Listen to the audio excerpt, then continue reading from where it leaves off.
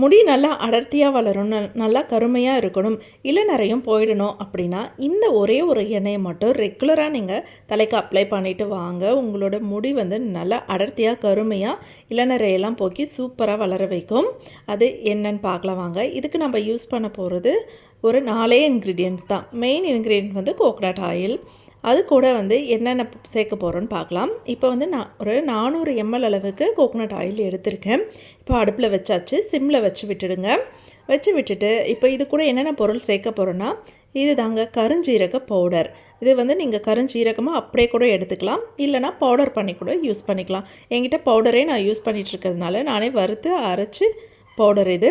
So அந்த powder தான் எடுத்துக்க போகிறேன். அதுக்கு அடுத்து தான் வந்து வெந்தயம், அப்புறமா இது வந்து ட்ரை ரோஸ்மெரி லீவ்ஸ். இது வந்து நான் மீஷோலேருந்து வாங்கியிருந்தேன்.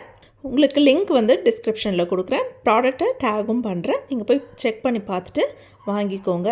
இப்போ இது எல்லாமே வந்து நான் ஈக்குவல் குவான்டிட்டியில் தான் எடுக்க போகிறேன். இப்போ ரோஸ்மெரி லீவ்ஸ் எவ்வளோ எடுக்கணும் அதே அளவுக்கு தான் கருஞ்சீரகமும் வெந்தயமும் எடுக்க போகிறேன். நீங்கள் சீரகம் அப்படியே எடுத்துக்கலாம், இல்லைனா அதை வறுத்து பொடி பண்ணி கூட எடுத்துக்கலாம். வெந்தயம் கூட நீங்கள் வறுத்து பொடி பண்ணி கூட எடுத்துக்கலாம். இப்போது ரோஸ்மெரி லீவ்ஸ் வந்து நான் 2 டேபிள் ஸ்பூன் அளவுக்கு எடுத்துக்கிறேன். இந்த ஆயிலுக்கு அவ்வளவே போதுமானது. ஸோ அதை எடுத்துக்கிறேன். இது வந்து கொஞ்சம் வந்து தலையை வந்து கூலாக வச்சுக்கும். உங்களுக்கு வந்து சைனஸ் பிரச்சனைலாம் இருக்குது அப்படின்னா பயப்படவே தேவையில்லை. இதில் நம்ம போடுற கருஞ்சீரகம் வந்து நம்ம பாடியை ஹீட்டாக வச்சுக்கக்கூடியது. ஸோ நம்ம ரோஸ்மெரி லீவ்ஸும் வெந்தயமும் கூலாக வச்சுக்கக்கூடியதுன்றதுனால நம்ம பயப்படவே தேவையில்லை. கருஞ்சீரகம் போகிறதுனால நம்ம பாடி வந்து பேலன்ஸ்டாக மாறிடும். ஸோ ரோஸ்மெரி லீவ்ஸ் வந்து 2 டேபிள் ஸ்பூன் போட்டிங்கன்னா, கருஞ்சீரக பவுடர் 2 டேபிள் ஸ்பூன், வெந்தயம் 2 டேபிள் ஸ்பூன் போட்டுட்டு நல்லா லோ ஃப்ளேம்லேயே வச்சு நல்லா கொதிக்க விடுங்க. இப்போ எண்ணெய் நல்லா காஞ்சிருச்சு, நல்லா கொதிச்சு வந்துருச்சு. இப்போ எண்ணெய் நல்லா காஞ்சதுக்கப்புறமா அதில் இருக்கிற எசன்ஸ் எல்லாம் இறங்கியிருக்கும். இதை அப்படியே எடுத்து வச்சிடணும். இது நல்ல ஆயில் வந்து நல்லா ஆறுனதுக்கப்புறமா வேறு ஒரு பாட்டிலில் அப்படியே ஊற்றி வச்சுருங்க ஃபஸ்ட்டு. ஏன்னா அதில் இருக்கிற எசன்ஸ் வந்து இன்னுமே நல்லா இறங்கணும். அது மட்டும் இல்லாமல் ஒரு 3 to 4 டேஸ்க்கு அப்புறம் தான் நம்ம வந்து இதை எடுத்து தலைக்கு அப்ளை பண்ணணும்.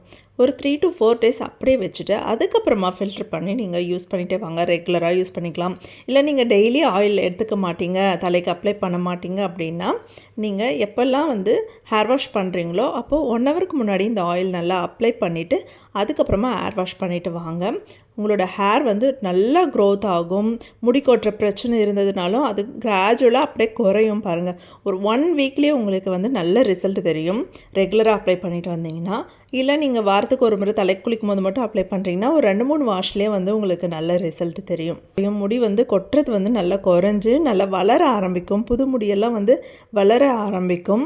அதுக்கப்புறமா இளநரையும் வந்து இந்த கருஞ்சீரகம் போடுறதுனால, வெந்தயம் போடுறதுனால இளநரை வந்து படிப்படியாக அப்படியே குறைஞ்சிட்டே வரதை நீங்களே பார்ப்பீங்க. ஸோ இந்த ஆயில் வந்து ரொம்ப ரொம்ப சூப்பரான ஆயில். ட்ரை பண்ணி பாருங்கள். உங்கள் ஃப்ரெண்ட்ஸ் அண்ட் ஃபேமிலி மெம்பர்ஸ்க்கும் ஷேர் பண்ணிக்கோங்க. இந்த வீடியோ பிடிச்சிருந்ததுன்னா இந்த வீடியோக்கு ஒரு லைக் பண்ணிக்கோங்க. தேங்க்யூ.